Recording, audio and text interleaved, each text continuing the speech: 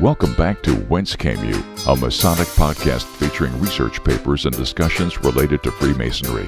Here's your host, Brother Robert Johnson. All right, welcome back to the show. This is episode 325. This week on the program, we're talking about the five-pointed star, whether that's the five-pointed star you typically see, or the pentalpha, or the pentagram, or the blazing star of Freemasonry, or even the star used in the Order of Eastern Star. There's a lot of interesting differences between them all. So this week we've got a conversation about that, where we talk with Frater and Brother Greg Kaminsky of the Occult of Personality Podcast. We had a fantastic time talking about this, its differences, and we had some great insights from both Frater and Greg Kaminsky. So I do want to say, if you're unfamiliar with Brother Greg's work, please check out the Occult Personality Podcast. It's a wonderful show if you're into some deeper aspects of philosophy and mysticism and occult stuff. His podcast is the best, bar none. So check that out. And he's got a great membership section as well, where members get access to some really great content that's kind of additional, gives you further insight into the interviews he has with his many guests and authors. So check that out. I'll have a link back to his program in our show notes, as well as any other notes that we need to host for this episode. After the interview, of course, we have Illustrious Brother Steve Harrison, who comes on with this week's Masonic Minute. It is an excellent episode as usual, and then we'll wrap up. And finally, before we go ahead and get into the interview, I just want to take a moment to remind everybody that this is being released on December 17th, 2017. There will not be a show next week on the 24th, and there will not be a show on the 31st. We're going dark at Whence for the Christmas holiday and for New Year's. However, there will still be content up on Midnight Freemasons going up daily as far as the release schedule goes. Typical Monday, Wednesday, Friday posts, and there will still be Masonic Curators, which will go out on Tuesdays, Thursdays, and Fridays. So you'll still have Masonic content all week long. Just know Whence for those couple weeks. And also don't forget about the Masonic Roundtable. Those will be out as well. And that's it. So let's go ahead and get right into this week's interview. All right, everybody, we're back this week. We've got Frater on the program and a special guest, Brother Greg Kaminsky of the Occult of Personality Podcast. Welcome, both of you, to the show this week. Thank you so much. It's really a pleasure to be back. Big fan of the show, and always love to talk with you both. Always a pleasure. Yeah, thanks again for having me back as well. And thanks for coming on, guys. So this week we're talking about the five-pointed star. Now, this is an interesting topic because there's a lot of things written about the five-pointed star or the pentalpha or the pentagram or the blazing star. And I think, when we were going to do this show, we talked a little bit about this, and we decided that in addition to giving good information about these things, and I say these things because they actually are different things. And so we're going to do our best to kind of decipher them, talk a little bit about each one and their significance and why they might have some significance to Freemasonry in some cases. But primarily, we've got a great scholar on the show, Brother Greg, and he's got a wealth of knowledge on a lot of these things, especially symbology. And so I think having him on the program is definitely beneficial for everybody so that we can grasp these things, know the differences, and see how they relate to the fraternity. So first up is the title of the show this week was The Five-Pointed Star. So when we talk about the five-pointed star, a lot of the first allusions to that I've seen that are probably very frequently attributed within Freemasonry on kind of the esoteric side, because a lot of people love to bring this idea of Freemasonry to the mystery school and you end up in Egypt. And so some of the first things that I would suggest is the five-pointed star, literally just a star, written with 5 lines, which is initially from a deity, which had, I can't remember the name off the top of my head, but the deity was depicted as this star was on, for its head, as a five-pointed star, and it had an allusion to Sirius, or the dog star, which in itself is interesting. And in Mesopotamia, the same thing is true, but they use an 8-sided star. That kind of idea of having this initial depiction is just one element. However, I think that serious idea does carry over into some other iconography in some other systems as well. Do you guys have anything, just the 5-pointed star in general? There's so much there, it's almost difficult to know where to begin, because the 5-pointed star is really exalted by all of the expounders of the mysteries as the penultimate symbol of the Magi, or of all of the mystery schools, the Gnostic schools. And I think its meanings there's multitudes of meaning there. So it depends on what level you want to approach it at. The geometry of it, just the symbolism of it. There's so many different directions you could go. For instance, the whole idea of the pentagrammaton, which is the 5-letter divine name. This corresponds to Yeshua, which is constructed form of the Hebrew name for Jesus. You find this in Kircher and other Renaissance sources, but it's alluded to even in Pico's 900 Theses when he talks about sort of the proofs of Christianity that you find in Kabbalism. And he mentions this 5-lettered name, but he doesn't actually give it to you. Not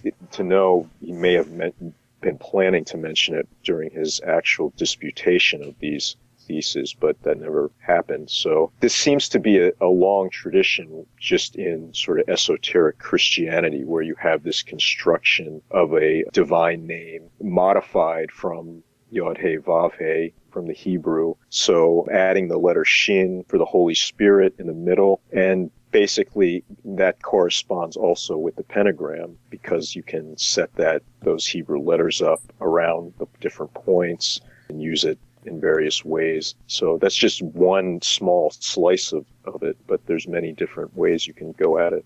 Yeah, I have to kind of, since you talked about the pentagram, first, that's one of the things, and there's so much there. If you just Google pentagram, you get so much information, and you really get just tidbits of it. And unfortunately, there's not a lot of folks out there who have somebody to turn to when something mentions something very kind of cryptic within the descriptions of what these things are. Like if you're reading old Masonic texts or whatever, there are instances where these things are referenced, and it's like a different language, because they're trying to articulate something that is not able to be articulated very well. But some good examples of things that are able to be articulated. Some of its history in the pentagram is used in Babylon. It was used in Greece. There was even reports of the pentagram being found in some ruins in Baalbek, which is pretty intense. It's one of the oldest civilizations on the planet, and some might even say antediluvian. It's used by Wiccans today. Similarly, like the Christians would use a cross. It actually used to be used by Christians to symbolize the 5 wounds of Jesus. Of course, used in Freemasonry, and I say this loosely, as the emblazoned star, but there's a lot of texts out there that will say, of course, that the blazing star is not the pentagram. So they really separate it. And I'm not sure if that's a product of the time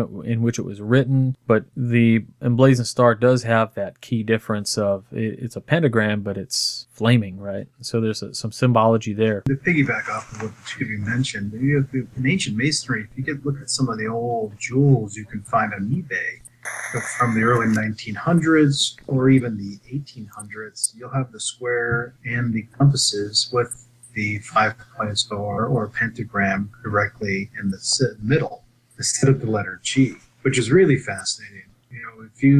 If anyone listening remembers back to when we did an episode on Magic Land with Donald Duck and geometry, the Pythagoreans would use the pentagram as their initiation sign, or to let people into their society. As well as when you can trace it back to ancient occultists or alchemists, they would use 5 different points of the star representing earth, air, water, fire, and of course that last one in the middle that could be spirit or the human body. Yeah, and it's interesting too, Gray had mentioned before, we were talking in the green room about the difference between the pentagram and the 5-pointed star. 5-pointed star is literally a line drawing, whereas the pentagram is something wholly different because it has lines that connect them, and we have angles and shapes, which can be attributed mathematically to some divine, quote-unquote, divine mathematical formulas. So, I mean, if we define the word pentagram, it comes from Greek, penta, meaning 5, and gramma, meaning a letter. So, it's pretty unique to see the correlations. As an interesting correlation there, too, is 5-letter, as Greg mentioned, the divine name with the 5, which is, again, some interesting similitudes there. I mean, maybe they're connected, maybe they're not, but I mean, we as humans tend to find connections where maybe there aren't any, but we're wired to find them. One of the other things that's interesting about the pentagram is that we talked with Dr. Bruce S. Fisher about this a little bit, and in some of my research going along with the word, I had talked to Greg about this, but Bruce really set off an interesting thought process when he mentioned that the pentagram within itself is 5 angles of 72 degrees. 72 degrees times 5 was the 360, and the 360 is the circle or the representation of deity, and then overlay the man on top of it. And Bruce was somewhat alluding, I think, to the idea of the divinity of man, which is another interesting concept within the pentagram. The term pentalpha you heard earlier in the program, as I understand it, that really wasn't starting to be used until about the 17th century. But there is an interesting allusion there too that I was reading about in some of the notes before the show relating to a Grecian myth about the pentagram representing 5 places where the seeds were dropped along Earth in order to spawn the cosmos by Kronos. So there's always, like, no matter where you look, there's some sort of mythology behind a lot of this, which is interesting as well. Yeah, that is a good point. We'd have to mention, I think, the whole idea of the planet Venus and the way that this shape is also associated with the divine feminine, and the way that viewed from Earth, the way that Venus sort of appears in it's not a pentagram exactly, but it sort of it looks like a 5-petaled flower, really, to be honest with you, which goes right into the whole symbolism of the Rosicrucian rose being equated with the pentagram also. And you can find this in Paul Case and other sources as well that mention it. Yeah, the Venus element is interesting, right? I mean, it's just due to the zodiacal path that it takes in terms of, yeah, like you said, viewed from Earth, it follows a very specific pattern. And they actually talk about that pretty extensively in the Masonic use of that, is used in the SRICF. It's used to represent the 5 directions, north, south, west, east, and of course, as Frater pointed out, the heavens. And they use that symbol of the rose and the cross, but the rose is to really symbolize that idea. There's also some other symbolism that you can look up wherever you look to, like more of a modern mythology of the 5-pointed star is found within the Arthurian legends. Within that system, if you're familiar, Gawain, who is one of the knights, basically has a pentagram on his shield, and it's said to represent the 5 points, are said to represent different qualities: generosity, courtesy, chastity, chivalry, piety. It's really interesting symbol. As it moves through time, it seems to gravitate, and different groups latch onto it and use it for something. We should definitely talk about which I think directly relates to Freemasonry, is the entire geometry of the pentagram and the way that this divine proportion is encoded in it.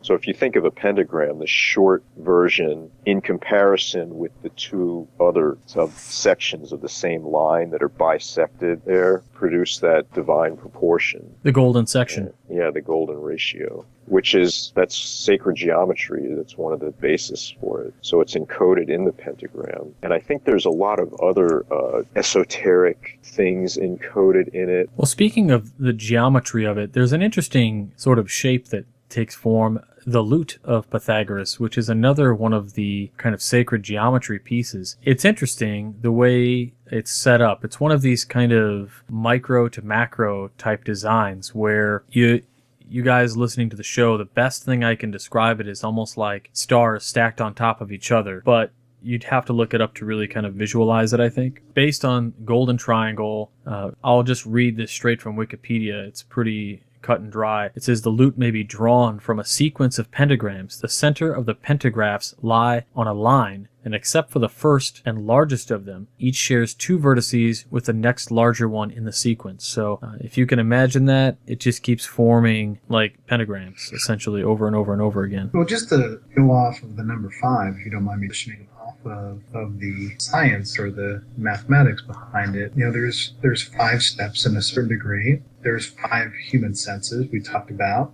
If you look at the fingers, each hand has 5. There's always certain points of fellowship. There's also 5 sides of any pyramid. We always see 4, but there's always that bottom one. There's always 5 orders of architecture as well. Geometry is the 5th science. And when you get into the Scottish degrees, there's the 5 points of the master. You also, when you get into the sign of human intelligence, usually it's 5. And if you look at the lodge in particular, there's 5 primary lodge officers. So, 5 is a very unique number as well, as we mentioned alchemy earlier, and Greg get into other deeper aspects. To touch on a bit of, you went into Masonry, and we'll talk a little bit, I guess, about the blazing star. What's interesting about that is writers will definitely talk about how it's different. And again, I don't know if that's to disassociate from the negative connotation that's kind of been attributed to the pentagram, but the blazing star is this 5-pointed star, and it means different things in different degrees. 4th degree, Scottish Rite, it's reiterated this thing of divine providence. The 9th degree, it's kind of talked about in this way that's allegorical of guidance. And that's something that I would say Thomas Smith Webb kind of influenced that, I think. But also some will say in the 9th degree, it represents beauty. Preston tends to say that it represents the almighty presence. The 28th degree, they just basically call it a symbol for truth, and essentially that man is that symbol for truth. So I think they make this illusion that man and the pentagram are kind of one and the same, and that may just be because we have 2 arms, a head, and 2 legs. But this symbol, again, going back into history, is worshipped by a ton of ancient cultures. We have Israelites, Canaanites, and what's interesting, Greg talked about Venus earlier. That star and that symbol, in some respects, in those, I will call them biblical times, seem to represent Saturn. And the farther back you go, you look at the different planets and the different constellations and attributes, and everything's kind of connected in this intricate web of archetypes. So we have like Saturn equaling like Moloch or some other deities. But it's interesting to note that we've got almost 3 entirely different, I'll call them heavenly bodies that this pentagram or 5-pointed star is said to represent. We've got Sirius, which is the dog star. It's actually a binary star. We've got Venus and Saturn.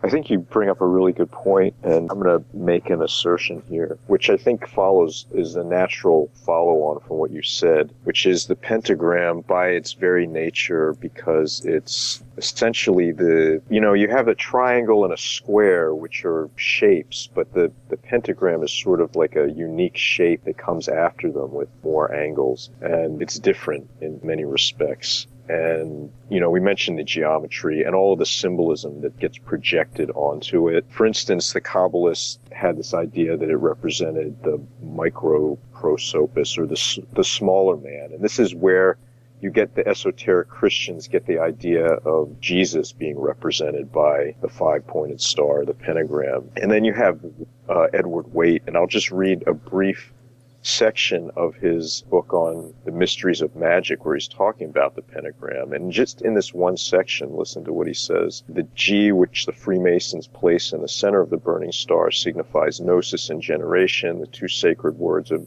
the ancient Kabbalah. It also signifies grand architect, for the pentagram, from whatever side it may be looked at, always represents an A. And he goes on, but he's basically talking about how it's representing the grand architect, which is obviously a more macrocosmic God, and it's the microcosmic God, and it's this and it's that, and it's everything to everybody, and depending on how you look at it. So very amorphous in terms of the sort of meaning you can ascribe to it. And I think that's one of the important aspects of the symbol, because depending on what you're trying to emphasize, it can be used for anything related to the number 5 and other things that even aren't. We tend to gravitate toward these things, and we want to grab anything and put a symbol to it. Not to put it in any bad light on any one particular group of people or society that use this for anything. I think we all derive the teaching that we're supposed to from that thing. But it's interesting. One of the things that I wanted to touch on, because people tend to jump on it quite heavily, is the fact that anti-Masonic or Masonic detractors will consistently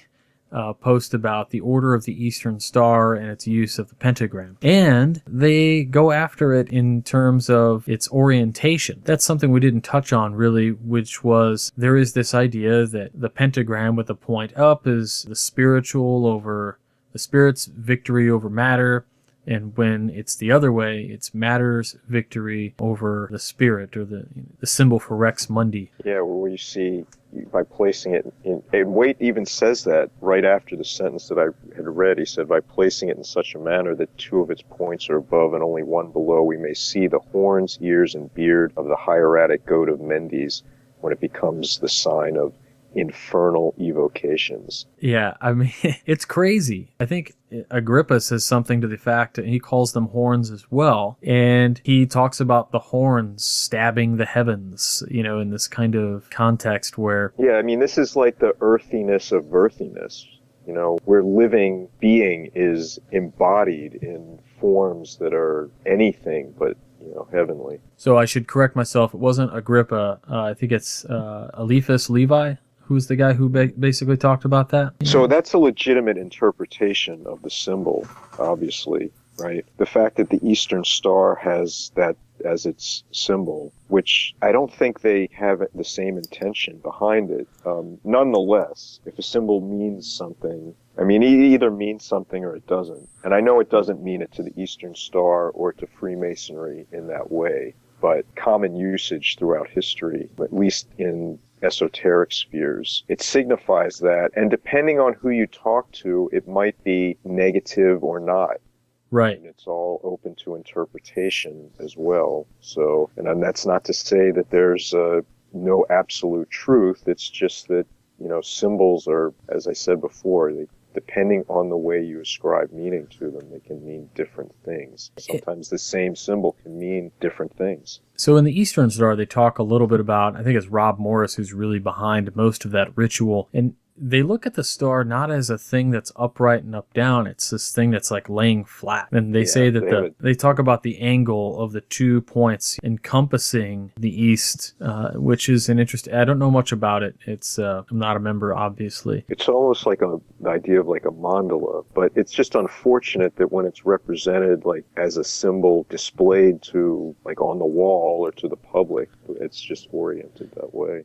Yeah, it's also interesting, right? I mean, the Church of Satan has theirs, which is trademarked, and it's 2 points up. It's got the circle around it, and I think the words Lucifer, Lilith, something along those lines. And for them, it's a good symbol, right? Because they typically, in true fashion of Satanism, it's not necessarily worship of Satan. It's the elevation of man. And so they talk about the here and now. The material is greater or whatever. So I think for them, it represents this idea of goodness, because that's for them what's good, right, is material surroundings and things of that nature. Yeah. So you're highlighting something important, that the view that you go into, that you view the world with, is going to dictate how you interpret everything. Yeah, absolutely. I mean, we're looking at, in today's culture, even as much of this stuff that I study, if I talk to my wife about it or she overhears me talking about the pentagram or Satanism, she's immediately like uncomfortable, even though she knows I'm not necessarily talking about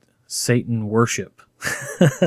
or, whatever it is. It's like everybody has their views on things, and they really do project. Now, RJ, didn't you have a quote from Morals and Dogma that you wanted to read? Oh, yeah. We do have a quote from Morals and Dogma. I think it was the 28th. Sure. So, when the masters in alchemy say that it needs but little time and expense to accomplish the works of science, when they affirm, above all, that but a single vessel is necessary, when they speak of the great and single furnace, which all can use, which is within the reach of all the world, and which men possess without knowing it, they allude to the philosophical and moral alchemy. In fact, a strong and determined will can, in a little while, attain complete independence, and we all possess that chemical instrument, the great and singular athaner, or furnace, which serves to separate the subtle from the gross and the fixed from the volatile. This instrument, complete as the world and accurate as the mathematics themselves, is designated by the sages under the emblem of the pentagram or star with 5 points, the absolute sign of human intelligence. Pike in Morals and Dogma, the 25th degree Knight of the Brazen Serpent, says of the symbol, the blazing star in our lodges, we have already said, represents Sirius,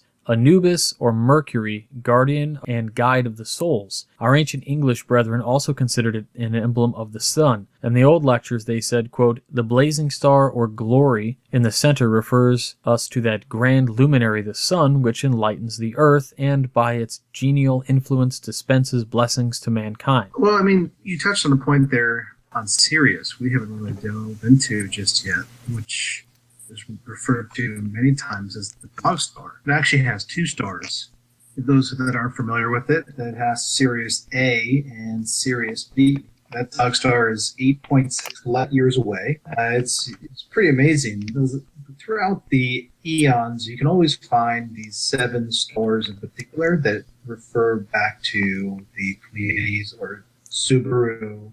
It has many names, but it's interesting that Pike references that area in particular. Well, his use of the word sages is also interesting in terms of that word's use in the societies in which worshipped things like Sirius and Anubis. The word specifically, you can look at what civilization they have, the Apkallu, which I think is from out there in the region of Armenia. Apkallu are the 7 sages. So perhaps, the star in that references the 7 sages, which are, of course, emblematical of 7 liberal arts and sciences, the Watchers, those guys who taught us the arts and sciences, trivium, quadrivium kind of thing. So it is interesting that it could also be this symbol for absolute knowledge. Is one of the things that Greg said at the beginning of the podcast, or alluded to anyway. It says Pike in his earlier degree, The Apprentice, says that the blazing star in the center is said to be an emblem of divine providence and commemorative of the star which appeared to guide wise men of the East to the place of the Savior's nativity. He goes on to say that the blazing star or glory in the center refers us to that grand luminary, the sun, which enlightens the earth and by its genial influence dispenses blessings to mankind. Again, just a general quote. They called it also, in the same lectures, an emblem of prudence. The word prudentia means, in its origin and fullest signification, foresight, and accordingly, the blazing star has been regarded as an emblem of omniscience, or the all-seeing eye, which to the Egyptian initiates was an emblem of Osiris. Well, I mean, we presented a lot of amazing evidence here and facts to build your own conclusions on what the pentagram or the 5-pointed star or blazing star or whatever you want to call it. But since, we have a kind of a round table going on here, I really want to hear your 2 opinions on what this star means to each one of you. Right on. Well played, sir. Well played.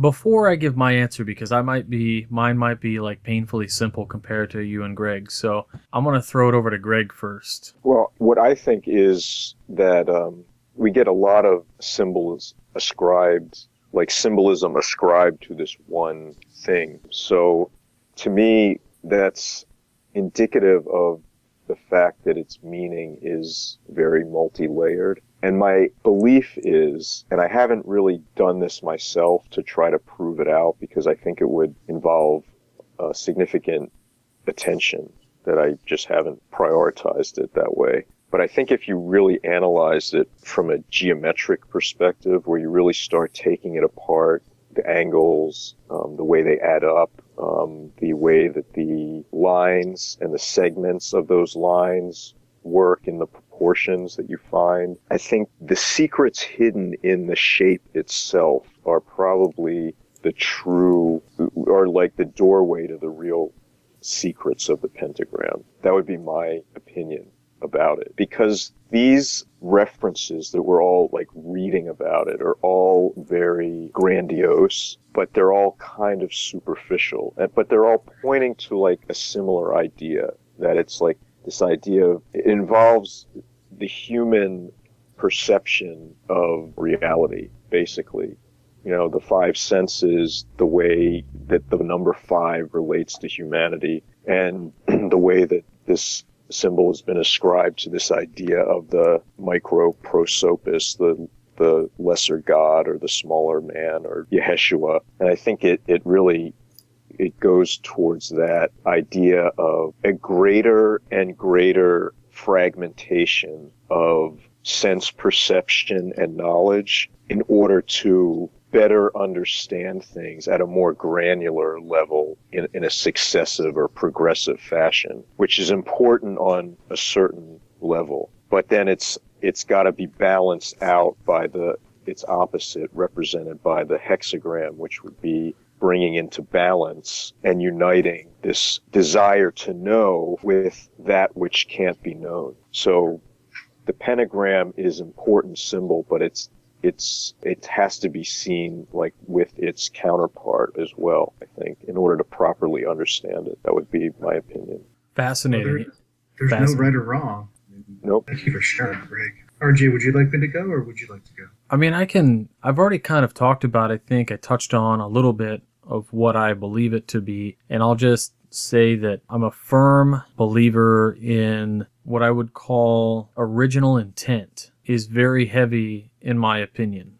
When I look at something like the 5-pointed star, I look at it as it's some sort of iteration of the greatest secret, whether it's newer or older, but properly deciphered probably gives us what we want to know in terms of the biggest secret, right? I mean, it's the answer to what we are, and as Greg said, perception is a key to it. And I think the way it's pushed through history, it's gravitated towards certain schools, and maybe in those schools it's not necessarily being used, I think, in the same form I would likely see it used in terms again of that original intent. Like in Asia, it's ascribed to 5 sacred things, relating to feng shui and Taoism, and there's 5 parts or whatever. And so maybe in that culture, those 5 things also add up somehow to the same conclusion. But I think ultimately it's an amazing conceptual idea in what it is. In the 28th degree, it talks about that it represents truth, and it makes this illusion that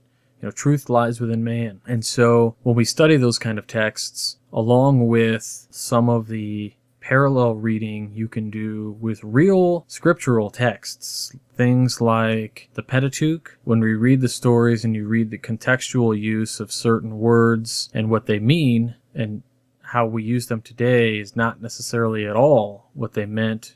You bring these things together and there's something that starts, there's a new story that's being told. And I think regardless if those stories are rehashed or rebranded by any one culture, there's this basis, it's an allegory that's giving us a story, a hidden story. And it's there for the intellectual to find his meaning in that. But I'm also not of the opinion that, like a lot of people say, Masonry is a lot of different things to a lot of different people. I mean, I think that's true, but I also think that Masonry does have a purpose, a dogma, and there is a singular purpose for it. That's not something I talk about openly on the podcast or whatever. If, listeners are out there one day and you corner me, maybe we'll have a beer and we can talk. But again, Masonry is being this journey. It's not for everybody to just get handed the answers. And maybe that's a reason why these things are kind of alluded to and talked about in this grandiose way, as Greg put it, is a lot of descriptors and things. They're trying to guide you to something, and they're all alluding to this thing, and it's just kind of hovering out there in the ether. But if you can conceptualize it, you can grab it, you'll probably figure it out. I mean, at the end of a couple of presentations I've done, I've kind of tested out this idea where I will say something along the lines of maybe the key to whatever is right in front of your face. And then like a few slides later, I put up an image and I leave it there and I don't say anything. I just wait and then I turn it off. And there's always like one or two guys out of like 100 in the room will come up later and go, I see what you did there. I'm like, did you? But yeah. I would also stress that it's not about finding the answer, like just reading it. Like it's not about that, because that doesn't do you any good. Greg was instrumental in kind of my thought process on what I feel it is. And he didn't just come out and say, it's this. You know, he gave me like some little breadcrumbs that I had to go follow. And it's like, okay. One of those times Greg kept me from going nuts, which was good. Those are the great teachers. Yeah. Yeah. Harvard Greg. Thanks, buddy. Anytime. Yeah. Anytime. How about you, Frater? What are you thinking about? Yeah, the more I learn, the less I know. And when you think you have something figured out, it's like an onion. Symbolism, the beautiful thing is that nothing can die, right? You struck a chord earlier. How everything's dogma, even Freemasonry. Technically, anything external of yourself is dogma. So anything, any other system that's been created by another mortal or another human being, technically is dogma. So you can read all these books and you can read all this information and retain as much as you want about what other people say.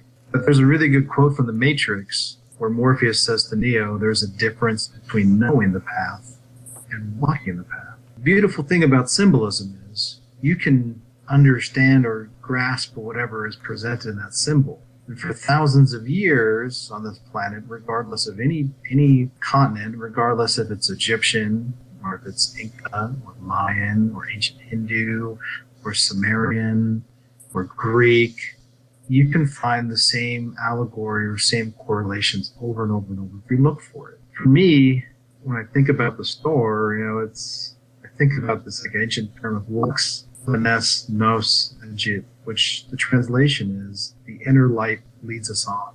And that store is the microcosm. It's all inside of you. And Alchemy's great, talks about the elements, but more the spiritual. I mean, not the physical, tangible. I'm going to take lead and I'm going to physically turn it into gold. No, it's more, for me, I gravitate towards the whole internal process of the internal alchemical process of just making changes inside of yourself consistently to better yourself, to better humanity. Because if you're able to make yourself better, you're able to change the people around you, and those people create ripple effects and so forth and so on. But I think we'll leave it with this one quote Thoreau said best. It takes two to speak truth, one to speak and another one to hear. So that's where I kind of land on. That's awesome.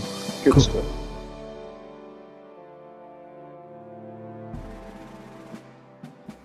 On December 27th, Freemasonry worldwide celebrates St. John the Evangelist Day.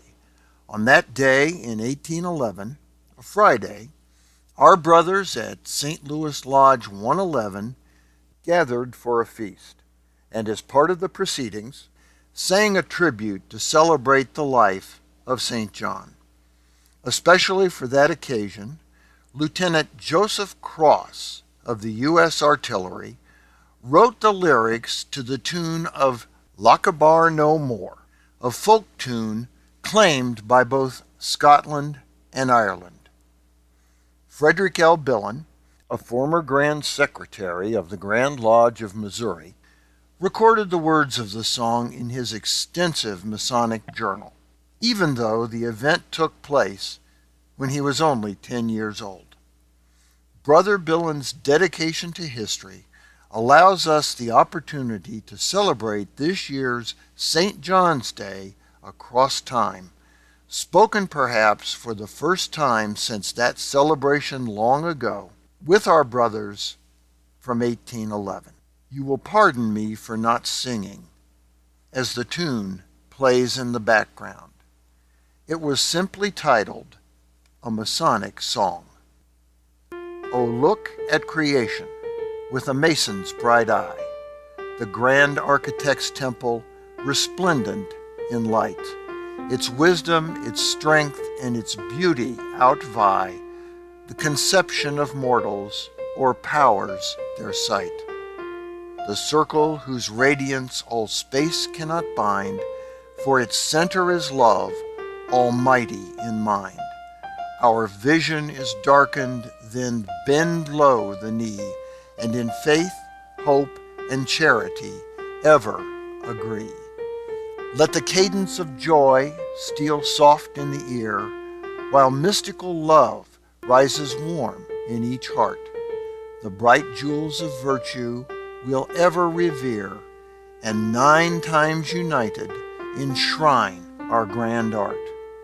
The evangelist's birth let our honors proclaim, in fraternity echo St. John's brilliant name, and remember our brother who justly defined the chant of affection, a Freemason's mind. Yes, remember our brother whose birth we now sing, and remember the axioms he gave to our art. Though a brother in darkness, let love still upspring. Oh, enlighten his soul and pour oil in his heart. That a brother may err, still our Father doth love, and his Son will induct to the grand lodge above. As Masons we're bound to toil with each other, then never forsake an unfortunate brother. As spotless as white is the innocent mind, as constant as blue is the soul to the light, whose effulgence ennobles the Freemason's mind when the red beams of love enrapture the sight. Then think of the angle whose square is so true, and the compass which guards and encircles us too. Let not vice our attraction e'er draw, subjecting our passions to a Mason's wise law. Think not, dearest sister, that pride can conspire to exclude your loved sex from the lodges on earth. We fear the bright charms which our love's holy fire would mingle our duties to dissension give birth. The blush of aurora enkindles the earth ere the radiant God sheds his light in the west. Your virtues and charms in our hearts are a feast, and Masons are born that the fair may be blessed. Our sparkling goblets let temperance fill with the juice of the grape to all Masons who are free. Their acceptance we drink with fraternal goodwill, and in brotherly love may we ever agree. May their bosoms be bright, their daughters be fair, their passions well governed, their hearts free from care. Their corn, wine, and oil in plenty abound, and their happiness last while the globe shall go round. So, however your lodge celebrates, this is Steve Harrison on behalf of the Whence Came You podcast, wishing you a festive St. John's Day. All right, big thanks goes out to Illustrious Brother Stephen L. Harrison for his continued support and his continued contributions to this program, bringing all of us the very best in Masonic education. Thank you so much, Brother Harrison, for all that you do, and we wish you a happy St. John's Day as well. All right, that's it for this week. I just want to thank both, again, Frater and thank Greg Kaminsky of Occult of Personality Podcast for coming on the show. Again, no show next week or the week after, but we will have content on just about everything else. Masonic Curators, Midnight Freemasons, Masonic Roundtable, those will all have content. I also want to take this moment and say this has been an incredible year for the show. And I really can't thank all of you enough for everything you've done in supporting this program, whether you bought the pin from our website or you became a contributor or a producer or a fellow from the donations that have come in. It's been fantastic. We've been able to start new things this year and really help spread the light of Freemasonry. And we couldn't do it without you.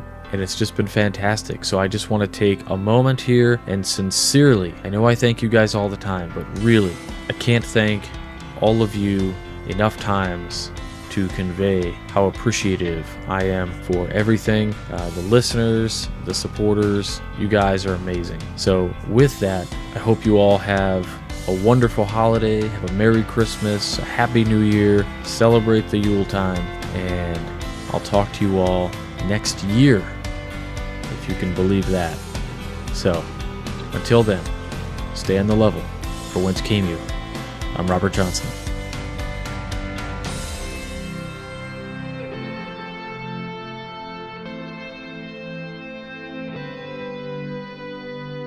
You've been listening to Whence Came You, a Masonic podcast featuring research papers and discussions related to Freemasonry with your host, Brother Robert Johnson. Be sure to join us for our next edition.